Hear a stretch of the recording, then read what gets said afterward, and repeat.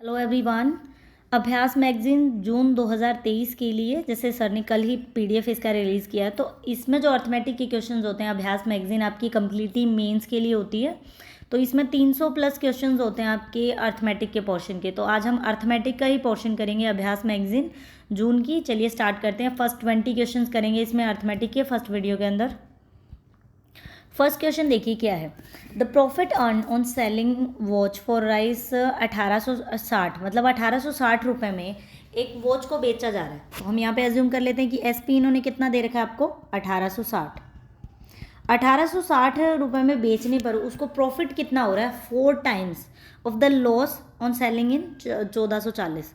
अगर उसको 1440 रुपये का बेचे तो उसको जितना लॉस होगा ना, मान लीजिए कि उसको 10 रुपये का लॉस हुआ, तो इतने में बेचने पर उस लॉस का 4 गुना उसको 4 टाइम उसको प्रॉफिट होगा। मान लीजिए उसको लॉस हुआ 10 रुपये का, तो प्रॉफिट 10 का मतलब 10 उसका लॉस है, तो इसका 4 टाइम मीन्स उसको 40 रुपये का प्रॉफिट हो रहा है। तो इसका मतलब अगर हम यहाँ से देखें तो इसको पहले इतना लॉस हो रहा है उस चीज़ को बेचने में, तो मतलब इन दोनों के बीच का जो डिफरेंस है वो किसके इक्वल होगा, 4 तो आपका लॉस के इक्वल 4 टाइम्स, एंड एक आपके 4 प्रॉफिट के इक्वल एंड 1 लॉस के इक्वल। मतलब इन दोनों वैल्यूज़ के बीच में डिफरेंस है आपका 5x का। सबसे पहले इनके बीच में डिफरेंस देखिए कितना है। 1860 में से 1440 को सब्ट्रैक्ट करेंगे 420 को डिवाइड किया 5 से, तो कितना आ गया 84। मतलब एक x की वैल्यू 84 है। इसका मतलब इतने रुपए में बेचने पर उसको 84 का लॉस होता है, और 1860 रुपये में बेचने पर इसको 4 से मल्टीप्लाई करेंगे तो उतना उसको प्रॉफिट होगा। निकालना क्या है, कॉस्ट प्राइस निकालना है। देखिए सेलिंग प्राइस इतने पर बेचने पर इसको 84 का लॉस हो जाता है। इसका मतलब मैं सेलिंग प्राइस में 84 ऐड कर दूं ताकि लॉस ना हो। तो कितना निकल कर आएगा आपके पास, कॉस्ट प्राइस कितना हो गया, 1524 रुपये। ऑप्शन डी हमारा आंसर होगा। नेक्स्ट देखिए सेकंड क्वेश्चन। ये आपका ट्रेन का क्वेश्चन है। जब भी ट्रेन का time and distance boat and stream कोई भी क्वेश्चन इस टाइप का सोल्व करें तो S T is equal to D. जब भी आप स्पीड को मल्टीप्लाई करते हैं टाइम से तो आपका डिस्टेंस बन जाता है। यहाँ से हम बोल सकते हैं कि स्पीड जो है वो इन्वर्सली प्रोपोर्शनल है टाइम के, एंड टाइम इन्वर्सली प्रोपोर्शनल है स्पीड के। क्योंकि अगर आप ज़्यादा स्पीड से काम करेंगे तो आपको टाइम कम लगेगा, अगर आप कम स्पीड से काम करेंगे तो आपको टाइम ज़्यादा लगेगा। क्वेश्चन देखिए क्या बोल रहा है। एक 540 मीटर एक लॉन्ग ट्रेन है, मतलब ट्रेन की हमें लेंथ कितनी मिल गई, 540 मीटर। वो क्रॉस कर रही है एक प्लेटफॉर्म को। जब भी ट्रेन पोल को क्रॉस करे या मैन को क्रॉस करे, इसका मतलब वो खुद की लेंथ को क्रॉस कर रही है। लेकिन अगर वो प्लेटफॉर्म को क्रॉस करे, इसका मतलब ट्रेन खुद की लेंथ को भी करेगी और प्लेटफॉर्म को भी क्रॉस करेगी। तो इन्होंने बोला है कि एक प्लेटफॉर्म को क्रॉस कर रही है जो ट्वाइस है, 2 गुना है उसकी लेंथ का, 4 मिनट के अंदर उसको क्रॉस कर रही है। तो स्पीड निकालो ट्रेन की। इसका मतलब टोटल लेंथ काउंट होगी किसकी, ट्रेन की लेंथ होगी और प्लेटफॉर्म की लेंथ। ट्रेन की है 540, इन्होंने बोला कि जो प्लेटफॉर्म की लेंथ है वो ट्रेन से 2 गुना है, मतलब 540 मल्टीप्लाई 2। तो हमारे पास टोटल लेंथ आ गई कि टोटल कितना डिस्टेंस कवर होगा, कितना डिस्टेंस टोटल कवर होगा। तो आपका डिस्टेंस कवर होगा, हम मान लेते हैं ये एक 540 और ये 540 को हम 3 से मल्टीप्लाई करें, इतना डिस्टेंस मल्टीप्लाई 3 कर दिया। इनको मल्टीप्लाई करके ऐड करने की ज़रूरत नहीं, क्योंकि बाद में हमें कट ही करना है। तो कैलकुलेशन जितना इजी हो सके उतना करिए। ये क्या हो गया आपके पास, डिस्टेंस हो गया। निकालना क्या है, स्पीड। तो स्पीड यहाँ से कैसे निकलेगी, डिस्टेंस बाय में टाइम। ये हमारे पास डिस्टेंस हो गया। अब टाइम कितना लग रहा है, 4 मिनट। सबसे पहले देखिए, अगर तो आपकी जो डिस्टेंस है वो मीटर में हो तो टाइम किस में होना चाहिए, सेकेंड में। अगर किलोमीटर में डिस्टेंस हो तो टाइम होना चाहिए घंटे में। तो यहाँ पे मिनट का तो कोई हिसाब ही नहीं है। अगर मीटर में दे रखा है तो आपको सेकंड में कन्वर्ट करना है। 1 मिनट में 60 सेकंड होते हैं, तो 60 से हम इसको मल्टीप्लाई कर देंगे। अब आपको इसको सोल्व करना है। 9 से कितना आ जाएगा, 27/4। स्पीड पूछिए किलोमीटर पर आवर में, ये स्पीड किस में निकल के आई है, 27/4 मीटर पर सेकेंड में। आपको चाहिए किलोमीटर पर आवर में, तो आपको क्या करना है, 18/5 से मल्टीप्लाई करना है। इसको सोल्व किया, आंसर बनेगा 24.3 किलोमीटर, ऑप्शन ए। अब आपको ये लगा होगा कि 18/5 से मल्टीप्लाई क्यों किया। तो ये कॉमन सी चीज़ है, जब भी आपको स्पीड मीटर पर सेकंड में दे रखी हो और आपको बनानी हो किलोमीटर पर आवर, तो देखिए ये है छोटी वैल्यू और ये क्या है, बड़ी वैल्यू। आपको क्या बनाना है, बड़ा बनाना है। तो मल्टीप्लाई करिए बड़े से, 18 ऊपर होना चाहिए, 5 नीचे।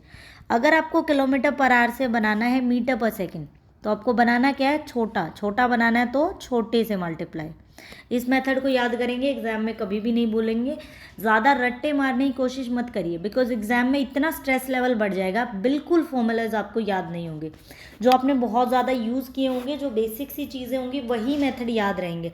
ट्रिक वगैरह सब भूल जाते हैं जिनका स्ट्रेस लेवल बढ़ जाता है। तो या तो खुद को काम रखिए या फिर ऐसी चीज़ें करिए जो हमें बेसिक से समझ आए, हमें रटना ना पड़े। ये नॉर्मल सी चीज़ है, बड़ा बनाना है बड़े से मल्टीप्लाई, छोटा बनाना है छोटे से मल्टीप्लाई, तो इसको याद रखिए। नेक्स्ट देखते हैं थर्ड क्वेश्चन। ये आपको एज का क्वेश्चन दे रखा है कि ratio of the present age of Kavita and Shiva. तो हम यहाँ पे लिख लेते हैं कविता और शिवा के बीच में क्या रेशियो है, 5:1 का रेशियो। एज बता रखी कि शिवा की 8 साल बाद, मतलब 28 ईयर्स के बाद 20% ज़्यादा हो जाएगी कविता की एज 10 साल पहले से। तो हम एक इक्वेशन बनाते हैं, कैसे बनाएं। कविता की देखिए 10 साल पहले, तो कविता की यहाँ पे कितनी है 5, हम इसको x अज्यूम कर लेते हैं कि 5x है। तो 10 साल पहले ये प्रेजेंट की एज है, ठीक है। 10 साल पहले जाने के लिए इसको क्या करना पड़ेगा, 10 साल पहले इसको जाने के लिए -10 करना पड़ेगा, ठीक है।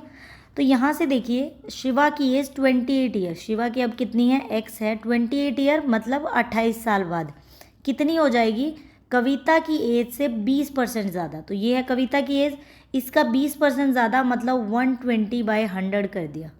इसको कट करेंगे कितना आ गया 5/6। अब आगे कैसे सोल्व करना है, इस 5 को इधर मल्टीप्लाई कर दीजिए, 6 को इससे मल्टीप्लाई कर देंगे।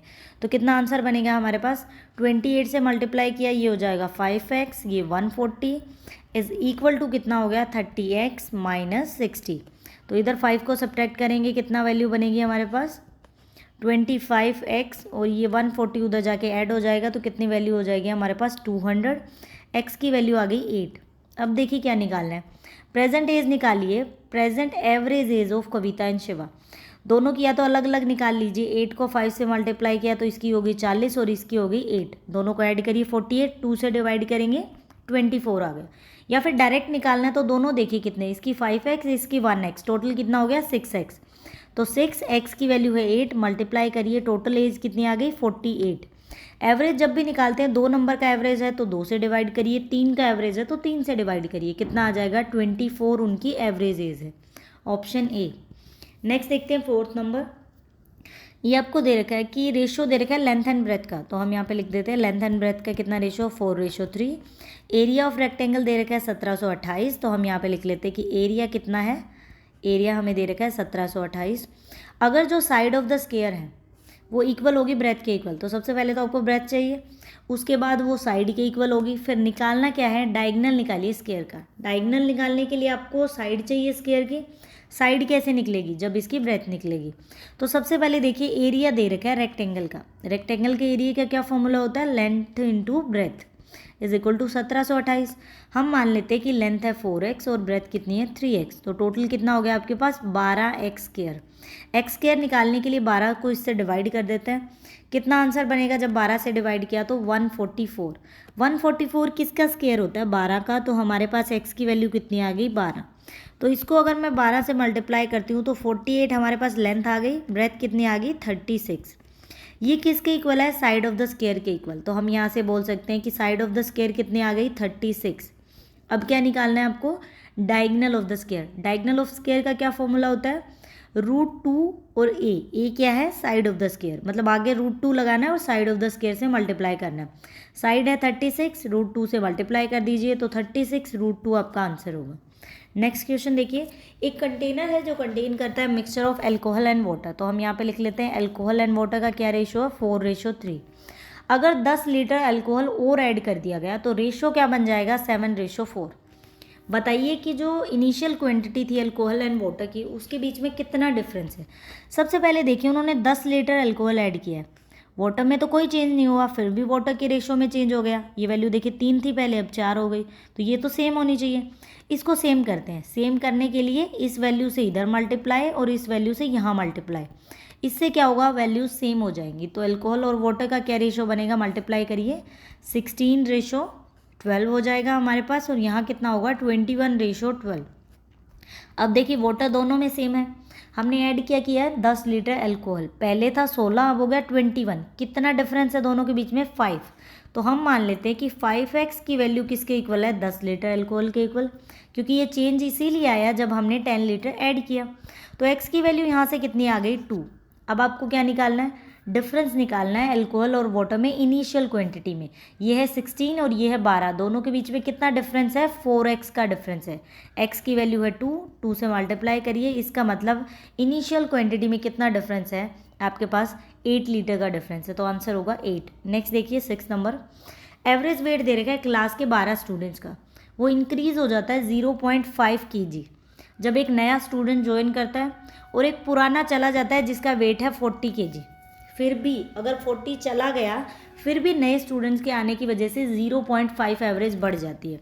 सबसे पहले देखिए 0.5 अगर एवरेज बढ़ जाती है 12 स्टूडेंट्स की, इसका मतलब टोटल कितना केजी बढ़ गया, 0.5 से मल्टीप्लाई करिए 6 kg, मतलब जो पहले था उससे 6 kg और बढ़ गया।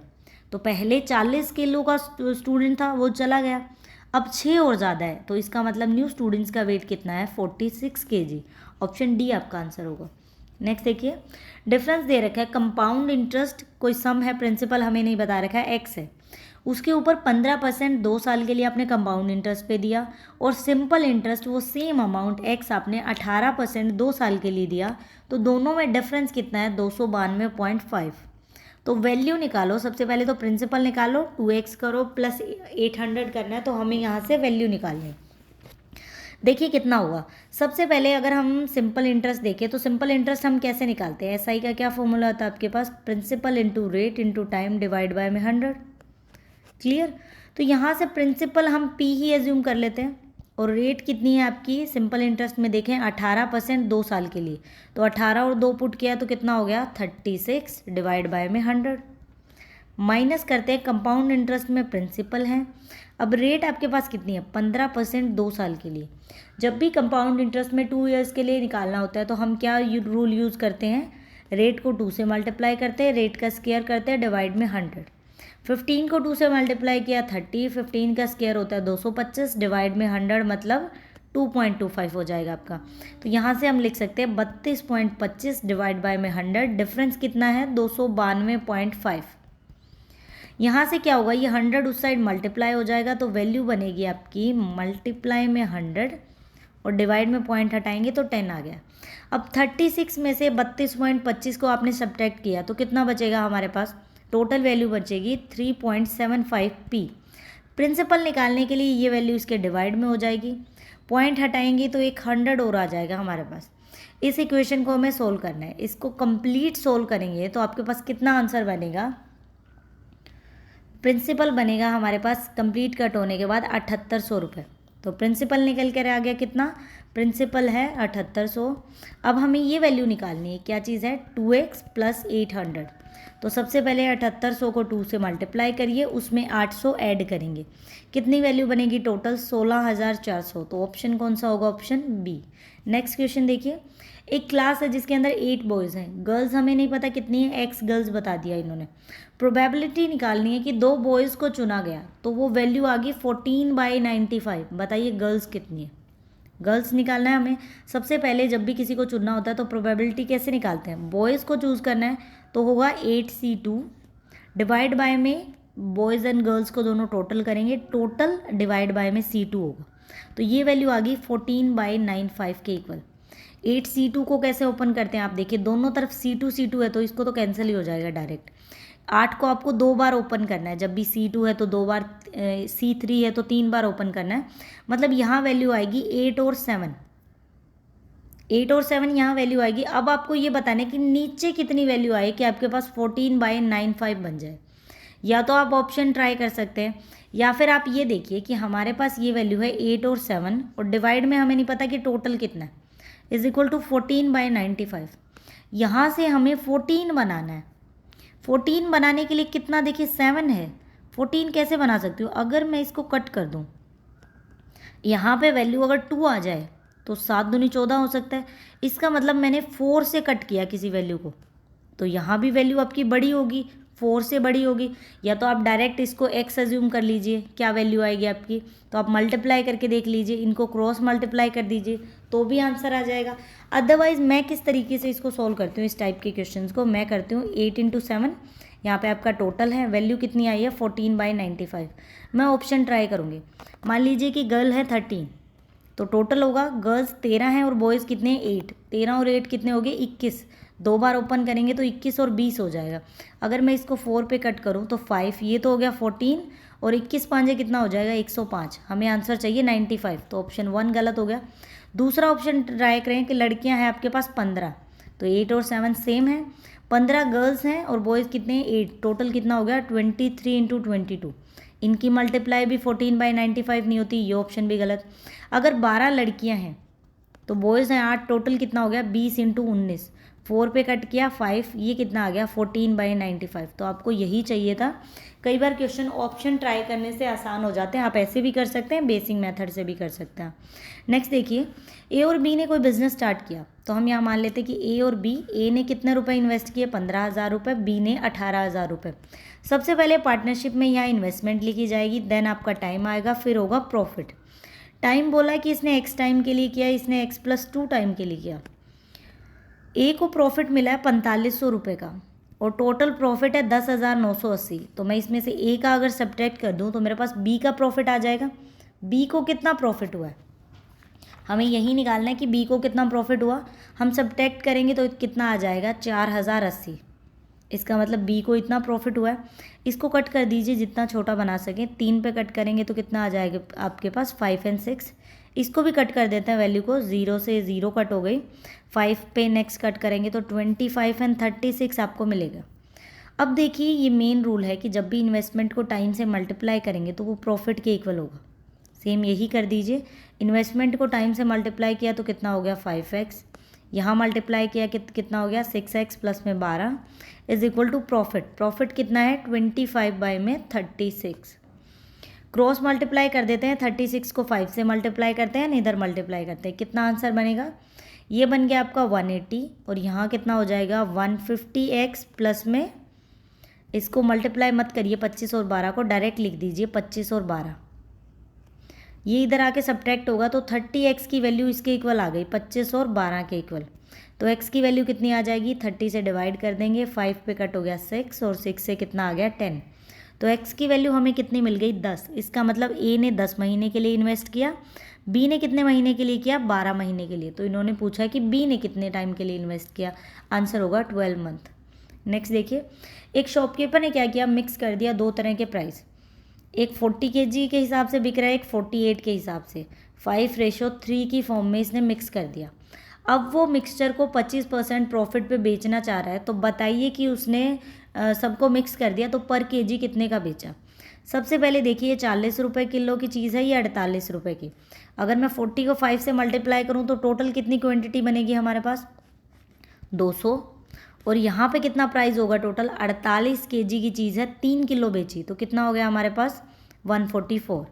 इन दोनों को ऐड कर देते हैं, टोटल इसका मतलब 344 रुपये की आपकी चीज़ है, उसको चाहिए 25% प्रॉफिट। तो इसका निकाल लेते हैं 125/100, कितना हो जाएगा 4/5, 4 से कट किया 86, तो मल्टीप्लाई करेंगे कितना आ गया हमारे पास 430।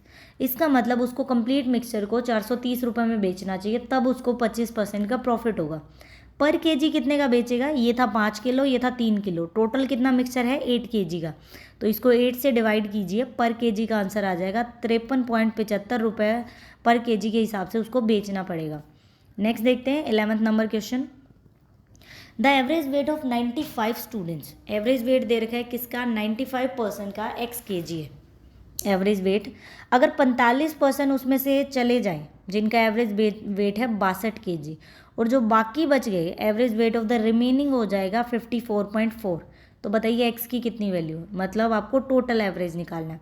सबसे पहले देखते हैं कि 45 स्टूडेंट चले गए जिनका एवरेज वेट था 62, तो हम यहाँ से 45 का सम निकाल सकते हैं कि टोटल वेट 45 का कितना था, इससे मल्टीप्लाई करिए कितना आ जाएगा 2790। बाकी बचे हुए का कितना है 54.4।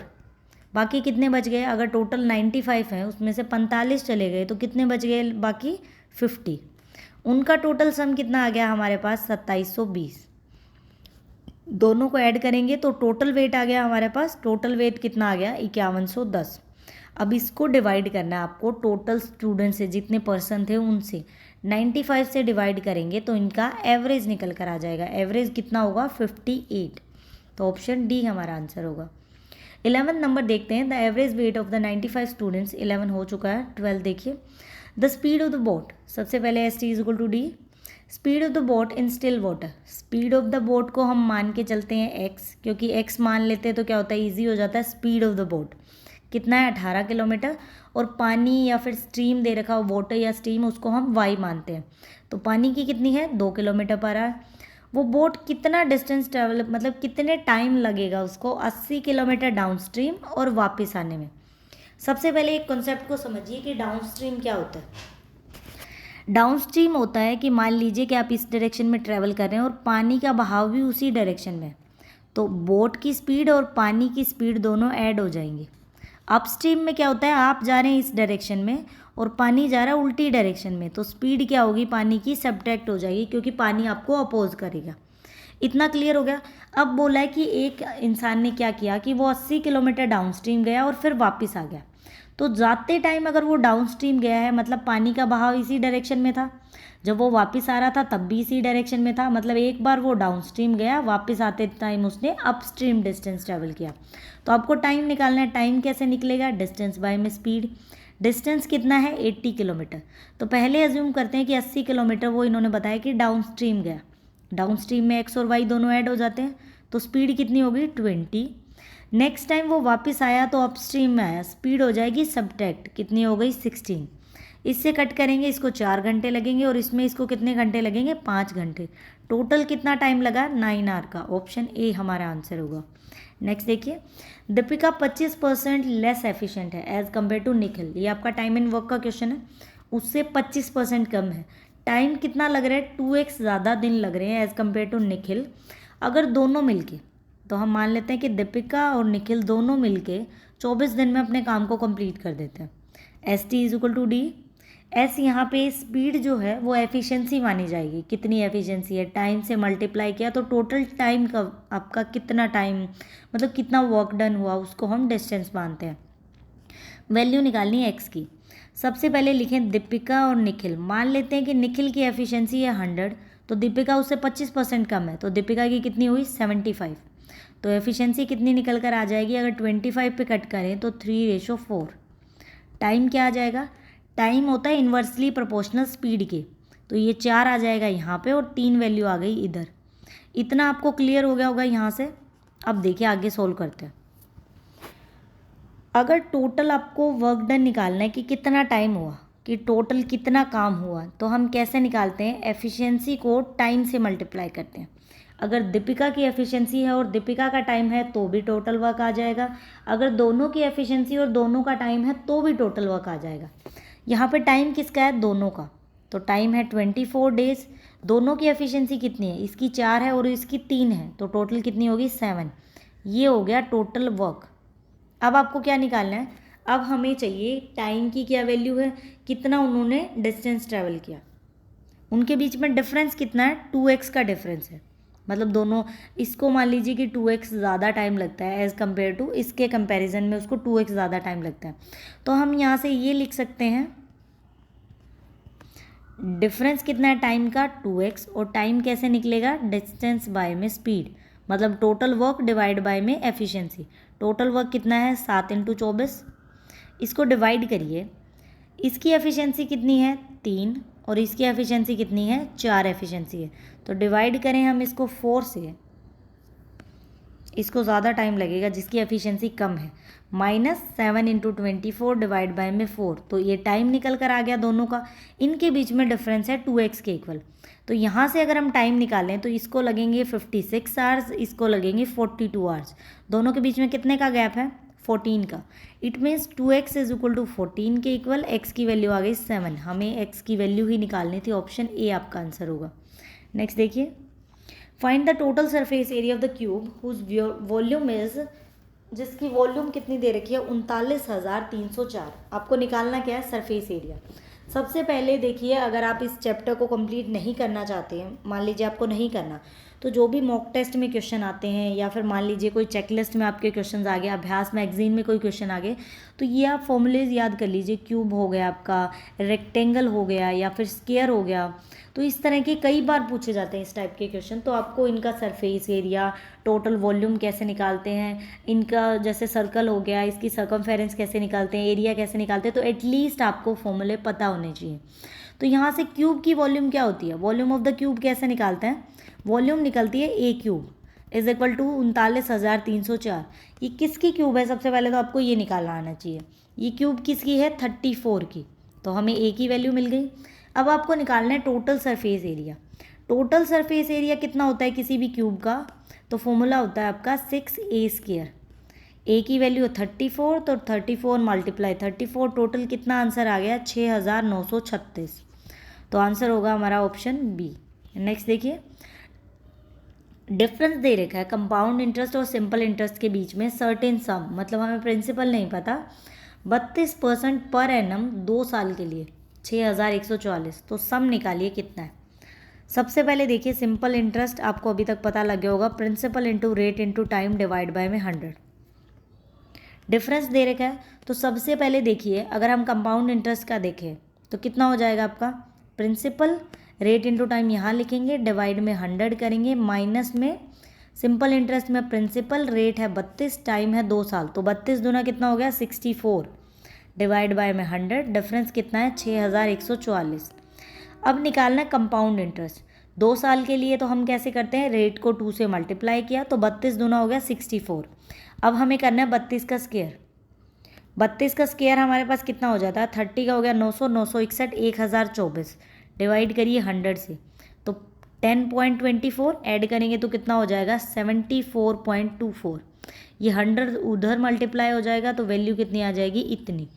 अब इसमें से इसको सब्ट्रैक्ट करिए, कितना बचेगा आपके पास 10.24 पी की वैल्यू निकालने के लिए 10 24 को इधर मल्टीप्लाई डिवाइड कर दीजिए और पॉइंट हटाएंगे तो 0 लग जाएगी। इसको कंप्लीट सोल्व करेंगे तो प्रिंसिपल आ जाएगा 60,000 रुपये। प्रिंसिपल ही निकालना था, ऑप्शन सी आंसर होगा। नेक्स्ट देखिए, मोहित 11 साल बड़ा है, Mohit is 11 year older than 6 time the age of his son, अपनी सन के 6 टाइम के। तो अगर उन दोनों के बीच में डिफरेंस है 26 साल का, तो बताइए सन की कितनी एज है। सबसे पहले हम अज्यूम कर लेते हैं कि मोहित का जो सन है उसकी एज है एक्स, हमने सन मान लिया एक्स, तो मोहित की कितनी एज हो जाएगी, सन है एक्स, तो फादर की कितनी एज हो जाएगी, फादर जो सन है उसकी एज से 6 गुना, मतलब 6x + 11, उससे भी 11 साल बड़ा है। अब बोला कि इनके बीच में अगर डिफरेंस करें एज का तो 26 साल है, तो father minus son is equal to 26। Father की एज पुट कर दीजिए 6x + 11 और सन है x is equal to 26। x cut करेंगे तो 5x, 11 उधर जाके सब्ट्रैक्ट हो जाएगा, कितना होगा 15। x की वैल्यू कितनी आ गई 3, इसका मतलब सन की एज कितनी है 3 इयर्स। पूछा क्या है, सन की क्या एज है, तो 3 साल है सन। अगर कि फादर की पूछे तो इसमें पुट करिए, आंसर निकल जाएगा। नेक्स्ट देखिए 17 number, x/y is equal to 4, y + 80 is equal to z। यहाँ से लिखते हैं x/y is equal to 4, y + 80 is equal to z and z × 3 is equal to 480। सबसे पहले तो z की वैल्यू निकाल लेते हैं, 3 से डिवाइड करिए, कितना आ जाएगा 160। z मिल गया हमें, कितना मिल गया z 160। इसमें z 160 पुट करिए तो y कितना आ जाएगा 80। y यहाँ 80 पुट करिए तो इधर जाके मल्टीप्लाई हो जाएगा, x कितना आ जाएगा 80 × 4, कितना हो गया 320। तो आंसर क्या होगा, ऑप्शन बी। नेक्स्ट देखते हैं 18 नंबर, अरुण विहान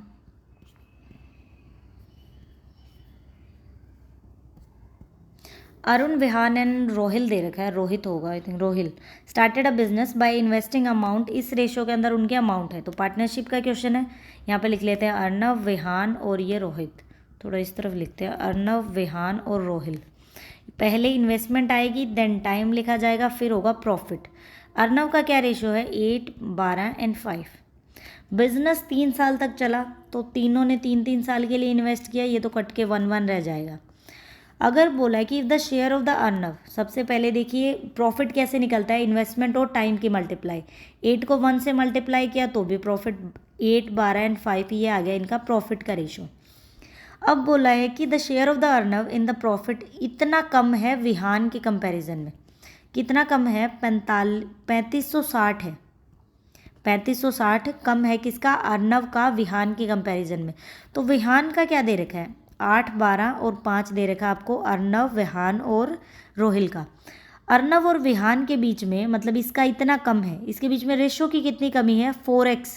ये 8x है, ये 12x है, तो इसका मतलब 4x की वैल्यू है इतनी। अगर मैं इसको 4 से डिवाइड कर दूं तो मेरे पास 1x की वैल्यू आ गई। अब निकालना किसका है? आपको शेयर चाहिए रोहिल का। रोहिल का कितना है? 5x, तो इसको 5 से मल्टीप्लाई कर देंगे तो रोहिल का निकल जाएगा। मल्टीप्लाई करना है, इसको सोल्व करें, 4 से कट करें तो हमारे पास कितना आ जाएगा? 820। इसको 5 से मल्टीप्लाई किया तो कितना आंसर आ गया? 4450 रुपये। इसका मतलब रोहिल का शेयर कितना है? 4450 रुपये, ऑप्शन सी। नेक्स्ट देखिए 19 number. A shopkeeper marked an article 60% above the cost price.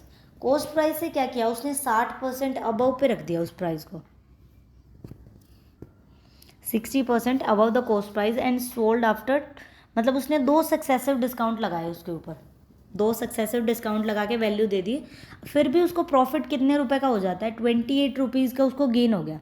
तो ये बताइए कि कितने में उसने चीज़ को ख़रीदा था, मतलब उसका कॉस्ट प्राइस कितना है। सबसे पहले हम ये अज्यूम कर लेते हैं कि मान लिया सीपी था 100, तो एमआरपी कितना ज़्यादा कर दिया उसने? 160 कर दिया, 2 सक्सेसिव डिस्काउंट दे दिए। अगर आपको एमआरपी से सेलिंग प्राइस निकालना है तो क्या फॉर्मूला होता है आपका? एमआरपी 100 में से क्या करते हैं हम? डिस्काउंट को सब्ट्रैक्ट करते हैं, डिवाइड बाय 100 और निकल जाता है हमारा क्या? Selling price. एमआरपी कितना है? 160 रुपये। डिस्काउंट दिया उसने 15%, तो 100 में से 15 को सब्ट्रैक्ट किया, 85/100। जब 2 सक्सेसिव डिस्काउंट होते हैं तो दोनों एक साथ लग जाते हैं। ये जितना भी डिस्काउंट हो उसको 100 में से सब्ट्रैक्ट करिए, डिवाइड में 100 करना है। अब 25% डिस्काउंट दिया तो 100 में से सब्ट्रैक्ट किया, 75/100। तो यहाँ से क्या निकल के आएगा आपका? Selling price. इसको सोल्व करते हैं, 25 पे कट किया 4 आ गया, 0 से 0 कट हो गई, 4 से 4 पे कट हो जाएगा 2, 5 और ये कट हो जाएगा आपका 5, 7 35 हो गया, तो 17 को 2 and 3 6 से मल्टीप्लाई किया, कितना आंसर आ गया? 102। इसका मतलब इसका सेलिंग प्राइस कितना है? 102। देखिए सीपी था 100 और 102 का बेच दिया, इसका मतलब 2% का प्रॉफिट हो गया। 2% प्रॉफिट की वैल्यू किसके इक्वल है? 28 रुपये के इक्वल। तो 1% की वैल्यू किसके इक्वल आएगी? 28/2 के। और 100% की वैल्यू किसके इक्वल होगी? 1400 के इक्वल। तो सीपी को हम 100% ही तो मान के चले थे, इसका मतलब इसका कॉस्ट प्राइस कितना है? 1400 रुपये। नेक्स्ट देखिए, अगर 2 डाइस को उछाला गया, आपको क्या प्रोबेबिलिटी निकालनी है कि सम ऑफ द 8, मतलब आपका 8 सम आना चाहिए। दोनों जैसे डाइस के ऊपर नंबर होते हैं, 6 साइड्स होती हैं उसकी डाइस की, एक पे 1 2 3 4 5 6 तक नंबर होते हैं। आपको बताना है कि दोनों को अगर आप उछालें, मान लीजिए एक पे 2 आया, नेक्स्ट पे भी 2 आया, तो इस तरह से आपको ऐसे 2 नंबर चाहिए जिनका सम 8 हो, 8 उनका सम आना चाहिए। सबसे पहले हम अज्यूम कर लेते हैं कि कौन कौन से केस बनेंगे। अगर मैं 1 मानूँ, मुझे 8 बनाना है, तो 6 तक नंबर होते हैं। तो अगर मैं 1 से मान के चलूँ, तो अगर मैं इसमें बड़े से बड़ा नंबर 6 भी ऐड कर दूँ तो भी 7 ही सम बनेगा, इसका मतलब 1 तो नहीं बन सकता। अगर मैं 2 लूँ तो दूसरा नंबर क्या होना चाहिए 8 बनाने के लिए? दूसरा नंबर होगा 6। इतना क्लियर? दूसरा अगर मैं नंबर 3 लूँ तो इससे बड़ा नंबर क्या होगा? मुझे 8 बनाना है, तो 5 हो जाएगा। अगर मैं 4 लूँ तो 8 बनाने के लिए दूसरा नंबर क्या होना चाहिए? 4 ही होना चाहिए। अब हो जाएगा उल्टा, अगर शुरू में 5 आ जाए तो फिर 3 आएगा, अगर शुरू में 6 आ गया तो 2 आएगा। तो इस तरह से टोटल कितने केस बनेंगे जिनका सम हो 8, तो उतने 5 केस बनेंगे। तो आपको 5 करना है, डिवाइड करना है 36 से। अब 36 से क्यों डिवाइड करना है? क्योंकि बोला कि डाइस को 2 बार उछाला गया, तो डाइस पे होते हैं 6 साइड, 2 बार उछाला तो इसका स्क्वायर करना है, 3 बार उछालते तो इसकी क्यूब करनी है। 6 का स्क्वायर कितना होता है? 36। इसी तरह अगर आपको बोले कि कॉइन को 2 बार उछाला गया, तो आप कॉइन में 2 साइड होती हैं तो उसका स्क्वायर कर देंगे। कॉइन को 5 बार उछाला गया तो 2 की क्यूब कर देंगे। तो आंसर होगा आपका 5/36, ऑप्शन ए। तो यहाँ वीडियो कंप्लीट करते हैं। नेक्स्ट के अंदर नेक्स्ट 20 क्वेश्चन करेंगे। पूरा कंप्लीट कर दूंगी। मैं डेली बेसिस पे आपको करवाऊंगी, कई बार तो चाहे 2 वीडियोस भी आपको मिल जाएंगी। 5-6 दिन में इसको पूरा कंप्लीट कर देंगे। अच्छे से रिवीजन करते रहिए एंड पढ़िए। आपको इस साल एग्ज़ाम क्लियर करना है, जॉब लगना है। कोई भी ऐसी कमी आपकी तरफ से नहीं रहनी चाहिए कि जिसकी वजह से आपका सिलेक्शन नहीं हुआ। तो यहीं पे वीडियो को कंप्लीट ख़त्म करते हैं। Thank you for watching the video.